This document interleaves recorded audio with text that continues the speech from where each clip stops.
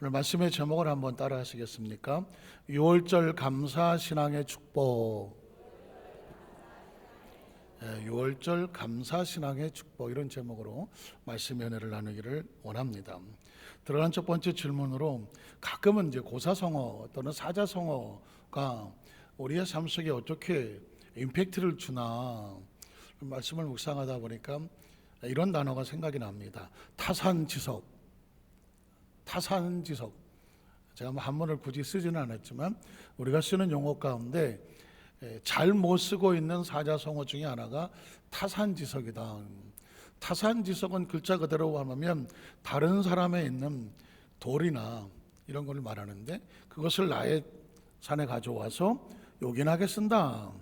그래서 선생님을 타산지석으로 삼아 열심히 살겠습니다 하면 말은 맞는 것 같은데 내용은 틀렸다. 왜냐하면 타산지석이라고 하는 건 다른 사람의 산에 있는 돌은 맞지만 좋은 돌이 아니라 좋지 않은 돌, 쓸모없는 것, 어디다 버려도 그냥 아무짝에 쓸모없는 거지만, 다른 사람에겐 쓸모없는 거지만 그것을 가져다가 내가 요긴하게 쓸 때 그걸 타산지석으로 삼는다, 이런 의미를 갖는다는 거죠. 우리 지난주 설교를 하면서 사실상 아하스 왕 기억하십니까? 방울뱀 소리 한번 내셔야 되는데 그냥 쓴데, 이 사람은 그 마음 속에 하나님을 섬기는 마음이 없으니까, 그 마음에 하나님이 없으면 어떻게 하는지 아십니까? 예배를 무너뜨립니다. 성전을 무너뜨리고 감사의 제단을 그치게 하고 하나님이 드린 절기를 끊어지게 합니다. 다시 말해서 하나님과의 관계를 끊어버리게 하는 거예요. 그랬더니 하나님께서 그 나라를 떠나니까 그 나라가 어떻게 됩니까? 무너지지 않습니까? 이 사람에게 배울 건 아무것도 없어요. 한 가지는 배울 게 있습니다. 절대로 그렇게 하면 안 된다. 절대로 그렇게 하면 안 된다. 이걸 타산지석이라고 삼는 거죠. 그 사람에게서 나한테 필요하지 않은 거지만 그걸 내가 교훈으로 삼는다면 나한테는 타산지석이 되는 겁니다. 히스기야 왕이 아하스 왕을 타산지석으로 삼았습니다. 이 사람처럼 하니까 나라가 무너지네, 개인이 무너지네, 신앙이 무너지네, 하나님이 떠나네. 그럼 어떻게 해야 되겠습니까? 난 절대로 그렇게 하면 안 되겠구나. 히스기야가 왕이 되고 나서 성전을 새롭게 수리하고, 그리고 예배를 회복을 하고, 그 땅의 모든 우상을 섬기는, 하나님과 대적하는 모든 잘못된 것들을 끊어버리고, 그리고 하나님 명하신 절기를 회복하여 6월절 절기를 지키고, 그리고 무엇보다 하나님과의 관계를 감사의 관계로 새롭게 무장을 합니다. 여러분, 신앙의 가장 중요한 바로미터, 내가 잘하고 있나? 그거를 깨달을 수 있는 기준이 뭐냐면 감사신앙입니다. 한번 따라 하실까요? 감사신앙. 간혹 가다가 내가 신앙생활 정말 잘하고 있나? 내가 보기엔 잘하고 있는 것 같은데, 혹시 내 입술에 원망이라든가 불평이라든가 뭔가 못마땅이라든가 뭔가 부정적인 소리가 지금 내 입에서 나오고 있다고 하면 죄송한 얘기지만 그 신앙은 조금 문제가 있습니다. 그래서 어떻게 해야 돼? 빨리 고치고 들어와서 무엇으로 바꿔야 될까요? 감사로 바꿔야 되는 겁니다. 그래서 내가 신앙이 가장 안정적이고 평안하고 내가 정말 하나님과 관계 속에서 온전하다고 느껴지려면 뭐가 고백해야 된다? 감사의 신앙이 고백이 되어야 됩니다. 오늘 그렇게 했더니 하나님께서 히스기야 왕 시대에 이스라엘 백성들을 어떻게 축복을 하셨는지, 왜냐하면 감사는 하나님의 축복을 가져오거든요. 어떻게 가져왔는지 그 축복의 내용을 함께 살펴보면서 우리가 감사의 신앙을 지키고 할 때 우리 가운데 역사하시는 하나님의 축복을 함께 마음속에 받고 새기는 귀한 시간 되기를 주의 이름으로 축복합니다. 우리 첫 번째로 감사 6월절을 성대히 지키는 이스라엘 백성의 모습을 보겠습니다. 역대하 30장 13절에 보니까 둘째 달에 백성이 무교절, 6월절과 같은 의미를 가지고 있는데요, 지키려 하여 예루살렘에 얼마나 모였습니까? 10명? 20명? 답답해 죽겠죠. 그냥 많이 모였더라. 많이 모여서 모임이 어떤 모임이 되었더라? 큰 모임이 되었더라는 거예요. 여러분 보십시오. 여기서 말하는 하나님 앞에 예배를 하는데 백성들이 많이 모일 수 있는 것은 누구의 능력일까요? 하나님의 손이 감동되었기 때문입니다. 기억하십니까? 지난주에 하나님께서 그들의 백성의 마음을 감동하게 하셔서 그들이 하나님께로 돌아오게 하더라고요. 사실은요, 하나님 앞에 나와 예배하는 거는 어떤 사람의 인기가 있어서가 아니라 또 어떤 곳에 유명한 뭐가 있어서가 아닙니다.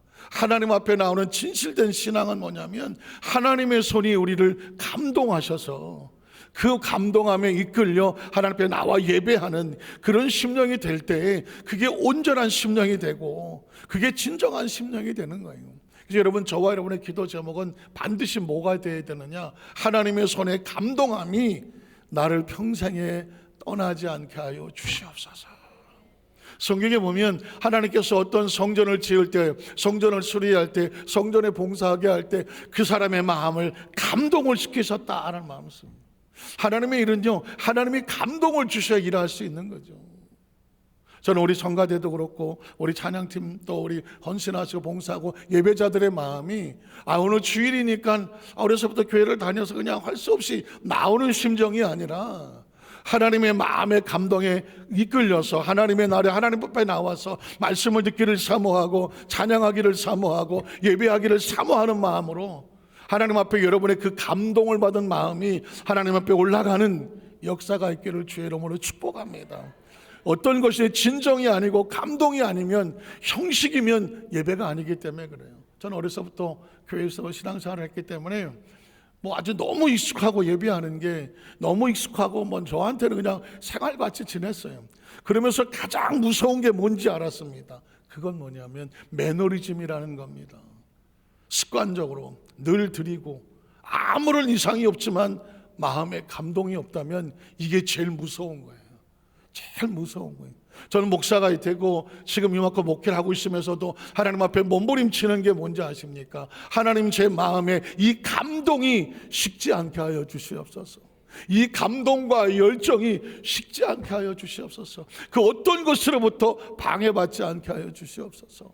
예배에 참석하는 성도들이 마음이 뜨거워서 이 전에 나올 때 예배라는 단어가 저와 여러분을 기쁨과 은혜와 은총으로 그냥 설레게 하는 역사가 있기를 축복합니다. 왜냐하면 이스라엘 백성들이 큰 무리가 하나님 앞에 나와서 감사의 절기를 하러 나올 때 그들은 누가 동원해서 나오지도 않았고 시켜서 나오지도 않았습니다. 조금 이따 보면 알겠지만 그들은 감사와 감격과 설레임으로 나옵니다. 그리고 다음 절에 보면 뭘 했냐면 무리가 일어나서 예루살렘에 있는 제단과 향단들을 모두 제거하여 기드론 시내에 던졌더라. 그 이전에 아스 왕이 잔뜩 쌓아놨던 우상을 숭배하던 제단의 그런 모든 것들을 다 갖다 버렸다는 것입니다. 우리는 두 가지 신을 섬길 수가 없습니다.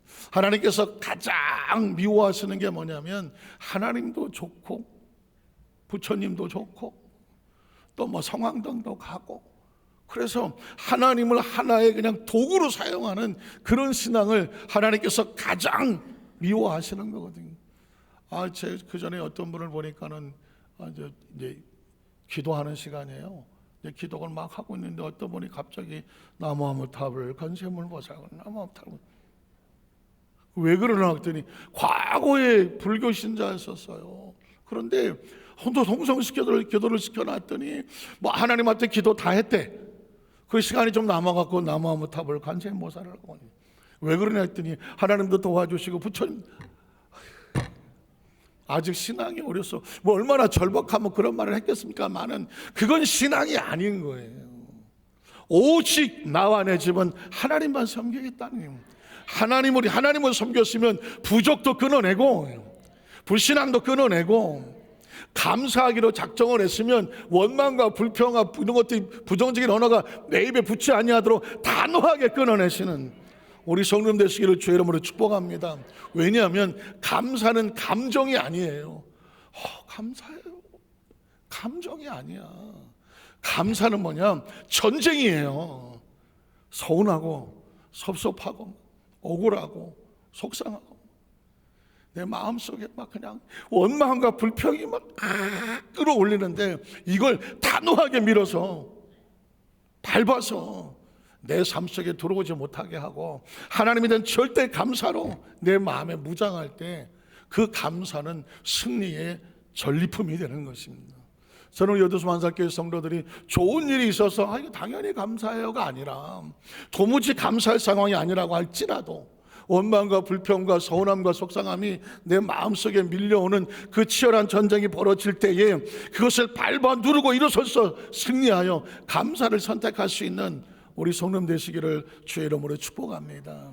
그들이 이렇게 하는 데는 근거가 있었습니다. 그 다음 절 보면 둘째 날 14날짜리 유월절 양을 잡으니 제사장과 레위 사람이 부끄러워하여 성결하게 하고 번제물을 가지고 야훼 전에 이르러 규례대로 각각 자기들의 처소에 서고 하나님의 사람 모세의 율법을 따라 제사장들이 레위 사람의 손에서 무엇을 받았습니까? 그 양의 피를 받아서 뿌렸다고 말하고 있습니다. 그들이 하나님께 나아갈 때 감사의 근거는 뭐냐? 그들이 어떻게 나왔습니까? 6월절에 그 피를 뿌려서 문설주에 바르고 하나님의 애굽을 심판할 때에 그들을 다 넘어가서 보호하셨지 않습니까? 하나님의 은혜로 구원을 받았고 하나님의 은혜로 홍해수를 건넜고 하나님의 은혜로 광야를 지나갔어요. 지나간 모든 삶이 누구의 은혜더라?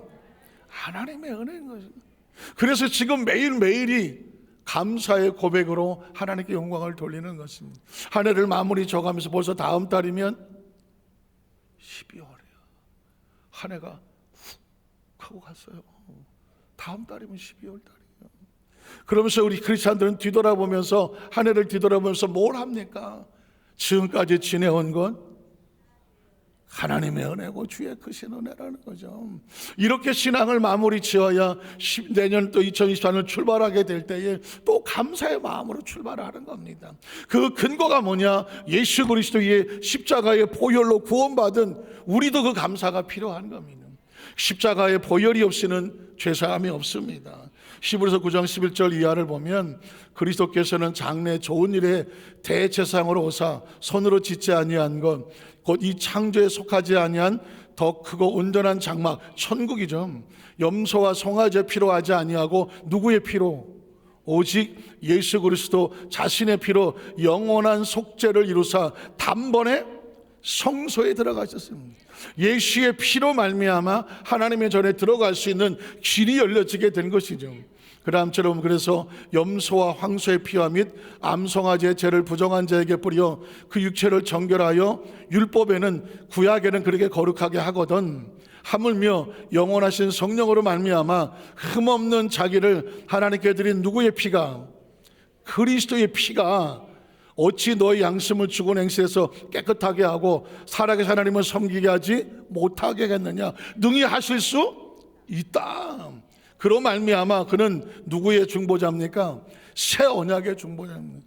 구약 시대는 짐승의 피로 죄사함을 얻었지만 신약 시대는 예수 그리스도의 피로 말미암아 새 사람이 되고 새 은혜를 입어서 하나님의 성소에 들어갈 수 있는 자격을 얻은 약속을 누가 하는 겁니까? 예수님이 중보자가 되시고 이런 첫 언약 때의 범한 죄에서 속량하려고 죽으사 부르심을 입은 자라 하여금 영원한 기업에 무엇을 얻게 하는 겁니까? 약속을 얻게 하려 하심이라. 그 다음 절을 보면 유언은 유언한 자가 죽어야 되나니 유언은 그 사람이 죽은 후에야 유효한즉 유언한 자가 살아있는 동안 효력이 없느니라. 이러므로 첫 언약도 피 없이 세운 것이 아니니 모세가 율법대로 모든 계명을 온 백성에게 말한 후에 송아지와 염소의 피면 물과 붉은 양털과 우슬초를 취하여 그 두루마리 온 백성에게 뿌리며 이르되 하나님이 너에게 명하신 언약의 피라 하고 또 이와 같이 피를 장막과 섬기는 일에 쓰는 모든 그릇에 뿌렸느니라. 율법을 따라 거의 모든 물건이 피로서 정결하게 되느니 뭐가 없은즉 피 흘림이 없은즉 뭐가 없다? 죄사함이 없는 거는. 다시 한번 묻습니다. 예수님을 구주로 믿으시면 아멘 하시기를 바랍니다. 예수의 십자가 보혈로 말미암아 저와 여러분의 죄사함을 얻는 겁니다. 한번 따라하세요. 나는 예수님의 보혈로 죄사함을 받았습니다. 나는 예수님의 보혈로 성령을 약속으로 받았습니다. 나는 예수님의 보혈로 치료의 약속을 받았습니다. 나는 예수의 보혈로 축복의 약속을 받았습니다. 나는 예수의 보혈로 천국을 약속받았습니다. 할렐루야. 그러므로 그 피가 우리를 영혼이 잘됨 같이 범사가 잘되고 강건하게 하는 것입니다. 그 피로 말미암아 예수님 우리 가운데 생각을 바꾸고 마음을 바꾸고 사고를 바꾸고 언어를 바꾸고 믿음을 주셔서 하나님의 자녀되게 하신다는 것을 꼭 기억하시기를 주의 이름으로 축복합니다. 두 번째로 보면 이 감사의 제사에 죄인들을 용서하고 받아주시는 축복이 있습니다. 오늘 성경을 보니까 17절에 이렇게 기록합니다. 회중 가운데 많은 사람들이 자신을 성결하게 하지 못했다는 것은 문둥병이라든가 또는 무슨 피 흘리는 병이라든가 뭔가 율법에 따라 부정하게 된 것은 자신이 정결하게 하지를 못해요.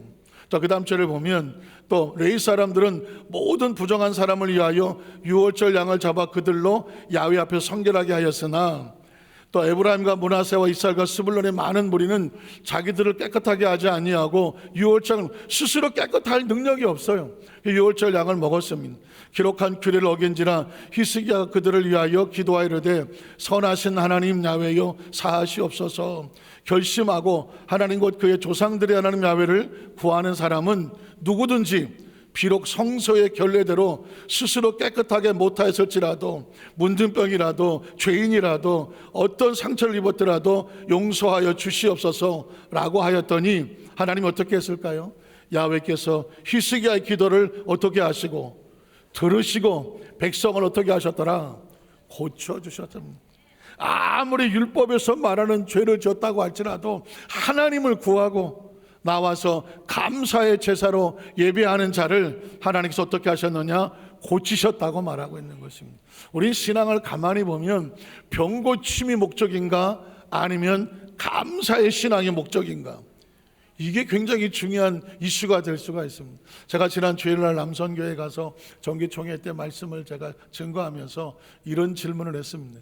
누가복음 17장에 보면 10명의 문둥병자가 예수님 앞에 치료를 받습니다. 그런데 나머지 9명은 예수님께 돌아오지 아니하고 한 명이 와서 예수님 앞에 엎드려 절하고 감사의 영광을 돌렸습니다. 그때 예수님께서 뭐라고 질문합니까? 10명이 치료를 받았는데 왜 한 명밖에 없냐? 9명은 어디 갔느냐? 라고 물으셨습니다. 그래서 제가 남성교회원들에게 물었습니다. 9명은 어디 갔습니까? 집에 갔습니까? 우리 성가대에서 집에 갔다고 말합니다. 9명은 어디 갔습니까? 여러분에게 묻습니다. 9명 어디 갔을까요? 10명이 치료받았는데 9명은 오지 않았습니다. 예수님이 물었습니다. 9명은 어디 갔느냐고. 그래서 제가 여러분에게 묻습니다. 9명은 어디 갔습니까? 집에 갔습니까? 남성교회원들도 말하더라고요. 집에 갔을 거요. 그래서 제가 또 물었습니다. 그러면 한 명은 하나님 예수님께 돌아와서 감사하러 왔는데 왜 나머지 9명은 그냥 집에 갔을까요? 그랬더니 표정이 그걸 왜 나한테 물어요? 뭐 이런 표정 같아요. 아니 나머지 왜 9명은 그냥 갔냐고. 왜 한 명은 돌아와서 감사하다고 했는데 왜 9명은 그냥 갔냐고요. 그래서 제가 한참 쳐다보고 있었지. 왜 그냥 갔냐고요. 아 그거 다 목사님이 하시라고요. 우리 힘들으라고. 그래서 제가 집요하게 물었습니다. 9명은 왜 그냥 갔을까? 그때 어떤 분이 이렇게 말해요. 응답받았으니까. 틀린 말은 아니에요. 응답받았으니까 그냥 갔대요. 여러분 보십시오. 여기서 아주 중요한 게 갈라집니다. 어떤 사람은 응답받고 그냥 갑니다. 왜? 목적이 달성됐으니까. 그러나 어떤 사람은 응답을 받고 그 응답을 주신 하나님 앞에 감사하러 돌아옵니다. 감사하러 돌아옵니다. 신앙은 두 가지 모습이 있는 거예요. 어떤 사람은 자신의 목적이 또 기도 제목이 응답을 받으면 돌아가더라고. 왜? 목적이 달성됐으니까. 그러나 어떤 사람은 그게 목적이 아니에요. 응답은 받았지만 목적도 달성됐지만 내가 어떻게 이런 은혜를 얻었나? 그것에 뭐하는 심령, 감사의 심령이 있으면 돌아가지 않더라고. 예수님 앞에 더 가까이 나오더라고. 그리고 예배하고 감사의 고백으로 하나님께 영광을 돌리더라고요. 그러면 예수님의 반응은 어땠을까요? 그 한 명을 향해서 이렇게 말합니다. 내 믿음이 너를 구원하였느니라.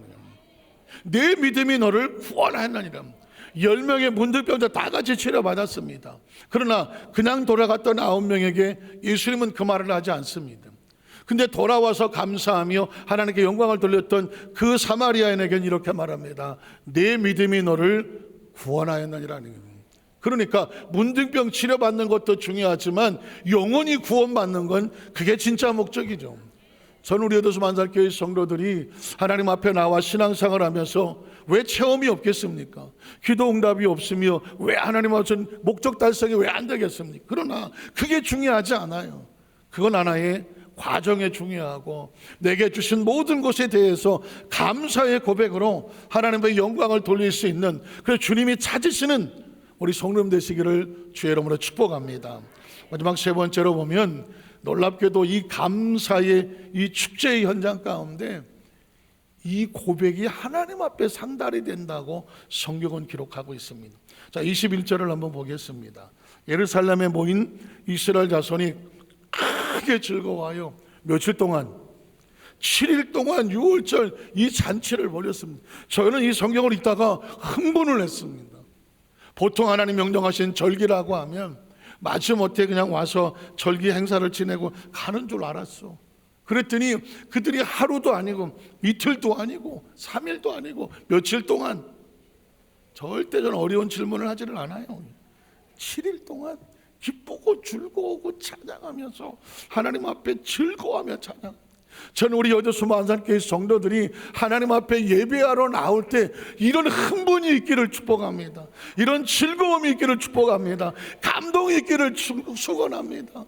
왜냐하면 하나님 앞에 나와서 예배하는데 제가 아주 쓰는 말이 있어요. 하나님과 자기 백성이 만나는 예배가 왜 아무런 일이 없냐고. 어떻게 생각하십니까? 우리는 사람 앞에 나와 있는 게 아니잖아요. 하나님이라는 거대한 존재 앞에 하나님하고 나오는 겁니다. 그러면 예배 가운데 하나님께서 만나시는 각 사람 마음속에 하나님의 임재하심과 역사하심과 운행하심과 치료하심과 축복하십니까? 이 간절히 그 심령이 통하는 심령 가운데 하나님의 역사는 일어나게 되어 있는 거죠. 일어나게 되어 있는 거 아니겠습니까? 크게 즐거워하며 7일 동안 무교절을 지켰고 레위 사람들과 제사장들은 날마다 여호와를 칭송하며 큰 소리나는 악기들을 다 동원해서 하나님을 찬양하였으며 희쓰게 하는 야훼를 섬기는 일에 능숙한 모든 레위 사람들을 위로하고 격려하고 칭찬해 주었고, 이와 같이 절기 7일 동안에 무리가 먹으며 화목제를 드리고 그의 조상들 하나님 야훼께 감사하였더라. 이렇게 끝나면 끝나는 줄 알았어요. 근데 그 다음 절을 보니까 온 회중이 다시 며칠을 7일을 다시 지키자고 결의합니다. 그러니까 이 사람들은 강제로 동원된 게 아니에요. 그냥 절기 지키려고 그냥 와서 시간 때우고 가는 게 아니에요. 7일 동안 기뻐하고 즐거워하며 하나님을 찬양하며 경배하는데 그 마음이 크게 감동이 되니까 앞으로 며칠 더 우리가 절기를 지키자, 7일을 더 지키자. 이건 놀랍지 않습니까? 혹시 7일은 6월절 절기이기 때문에 그냥 유대인들이 다 몰려와서 드렸다고 하자고요. 그런데 새로 정한 7일은 스스로 감동하여 날짜를 정하고 하나님을 기쁘시기 위해서 그들이 스스로 자원하는 그런 예배였던 거예요. 그런 감사였던 거예요.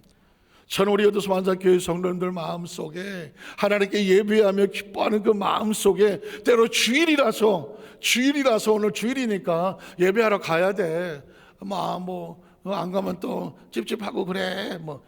이런 심정이 아니라 하나님 앞에 예배하고 돌아서는데 월요일도 또 주일이었으면, 화요일도 주일이었으면, 3명 아멘 하네, 수요일도 아멘 했으면, 이게 마음이 주일에 대한 간절함이 있어서, 아니 월요일도 주일 같이 지키고 화요일도 주일 같이 지키고, 왜 심령이 하나님과 교통하며 교제하는 늘 예배 같은 그 예배의 삶이 되는 우리 성령 되시기를 주의 이름으로 축복합니다.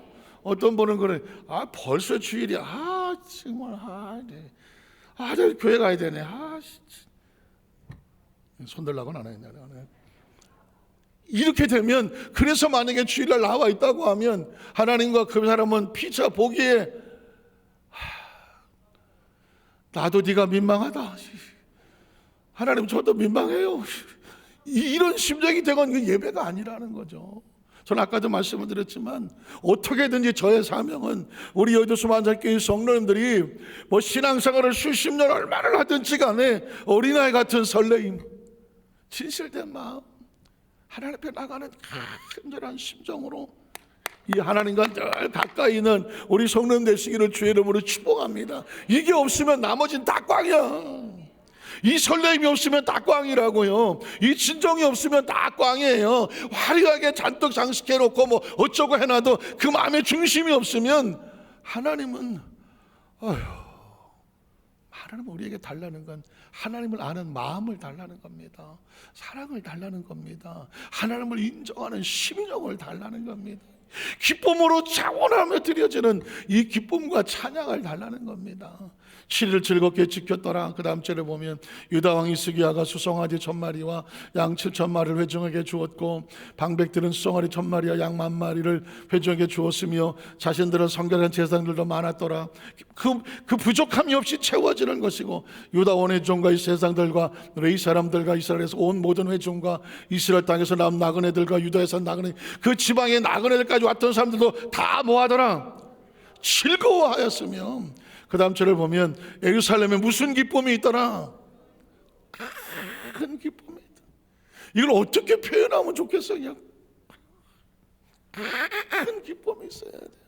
큰 기쁨이. 여러분, 기쁨을 잃어버린 예배가 예배인가요? 기쁨을 잃어버린 찬양이 찬양인가요? 기쁨을 잃어버린 삶이 그게 삶인가요? 하나님 안에서 주는 이 감동과 기쁨을, 이 기쁨이 내 안에서 차고 넘쳐나야 이걸 충만하게 채우자고 하는 게 성령 충만 아닙니까? 이걸 어디서 채웁니까? 예배가 아니면 못 채우는 거예요. 우리 영혼의 기쁨은요, 어디 가서 한우 2플러스를 뭐 한 6인분을 먹으면 영혼이 기뻐하겠습니까? 배는 기뻐해. 배는 아주 좋은 클래식 음악을 들으면 뭐 정서적은 좋을지 몰라. 그러나 영혼은 그걸로 기뻐하지 않아요. 영혼은 말씀으로 기뻐하는 거고, 영혼은 찬양으로 기뻐하는 거고, 영혼은 하나님과 관련이 있어야 영혼 기뻐하는 거예요. 저는 우리 성도들에게 이런 하나님이 주시는 기쁨이 함께를 축복합니다. 이스라엘 다윗의 아들 솔로몬 때로부터 이러한 기쁨이 예루살렘에 없었는데 감사의 절기가 회복이 되고 그 신앙이 온전해지니까 하나님께서 큰 기쁨을 거기에 주셨다고 말씀하는 겁니다. 제가 지난 금요 철회 때 좀 이런 얘기를 했어요. 앞으로 향후 전 세계에 10년 동안 큰 부흥의 역사가 일어날 거다.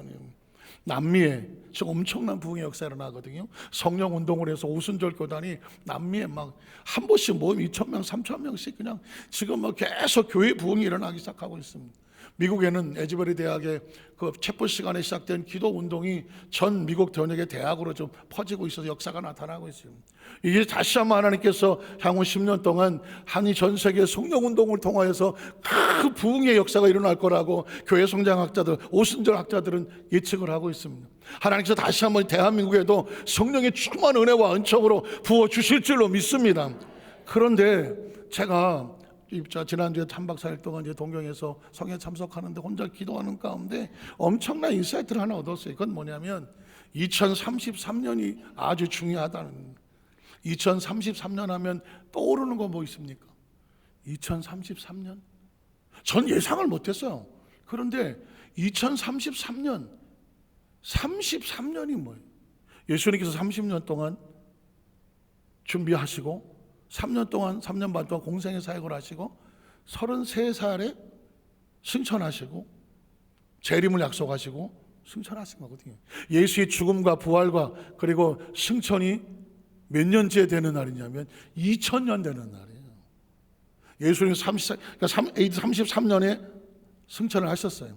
그리고 다시 온다고 약속하신 것이 33년이에요. 그리고 2000년이 지나는 해가 2033년이에요. 물론 역사학자들이 뭐 4년이 맞네 틀리니 그거 제껴놓고라도 2033년은 예수님이 다시 오시겠다고 약속하신 2000년 되는 해예요. 2000년. 그러니까 2033년이 그냥 뭐 역사 속에 하면 크로노스로 지나가는 시간이지만 카이로스로 2033년을 예수님이 재림을 약속하신 지 2000년 되는 날이다, 그런 해다라고 생각하면 이건 의미가 있는 거지. 그렇게 묵상하는 가운데 제 마음속에 여의도 만살교회 성도를 앞으로 10년 동안 이렇게 준비시켜라. 10년 어떻게 보낼 것이냐.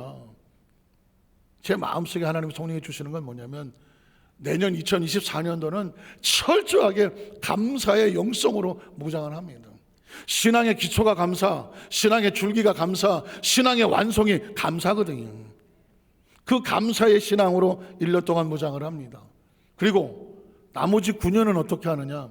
성령의 9가지 열매를, 사랑과 희락과 화평, 오래 참 자비 양성, 충성 공유 절제, 9가지를 철저하게 영성으로 준비를 해서 10년 동안 우리가 할 건 뭐냐? 성령의 열매를 성품으로가 무장한다. 그 성령의 9가지 열매는 그리스도의 성품이에요. 그리고 성령의 9가지 열매는 신랑을 준비하는 신부에 단장하는 성령의 기름과 등불과 같아요. 그래서 앞으로 10년 동안, 내년 2024년을 출발을 하면서 10년 동안 우리 머릿속에 여의도 소환사교회 성도들은 2033년을 준비하면서 감사신앙을 포함한 9가지 성령의 9가지 열매로 무장하고, 그것이 그리스도의 성품을 담는 것이고 또 그리스도의 신부에 단장을 하는 것으로 준비하고 2033년을 맞는다. 그러면 2033년에 뭔 일이 벌어나요? 한번 따라하죠. 2033년에 예수님이 다시 오실 수도 있다. 오실 수도 있다 그랬어요. 제가 만약에 2033년에 예수님이 오십니다 그러면 이제 교주 되는 거예요. 교주. 제가 이제 교주가 되는 거예요.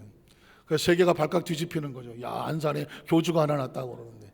근데 저는 교주 될 생각이 없기 때문에 2033년에 다시 예수님이 오실 수도 있다.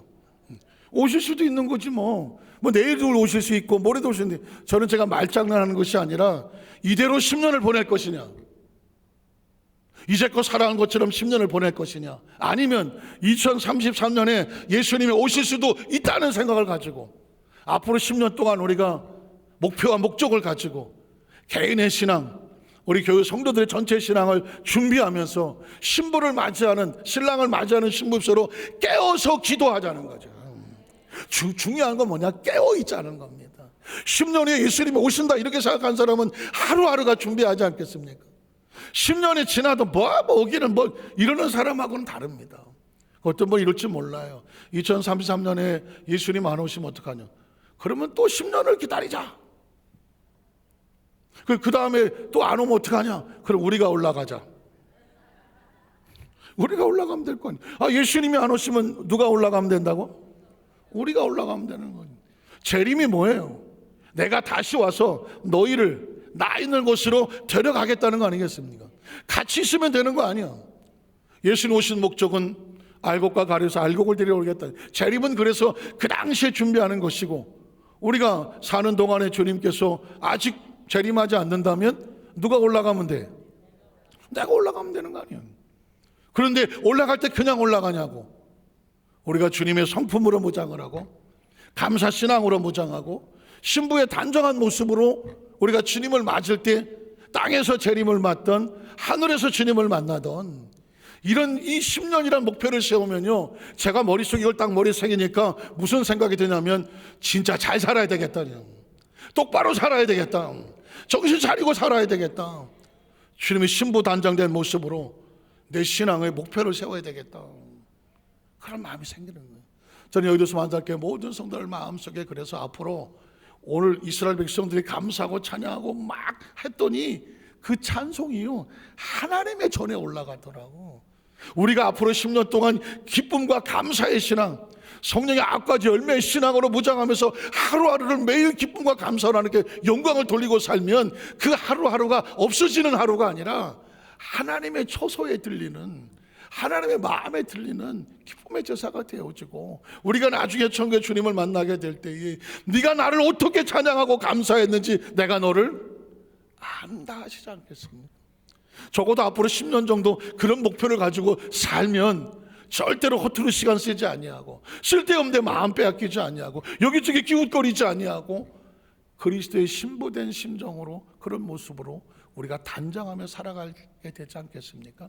오늘 저와 여러분에게 그 은혜가 함께 하시고 2033년에 예수님이 다시 오실 수도 있는 거예요. 오실 수도.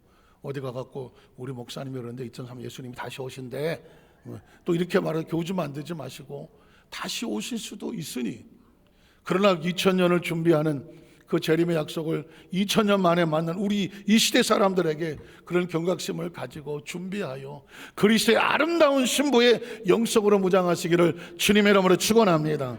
기도하겠습니다. 하나님 아버지 감사합니다.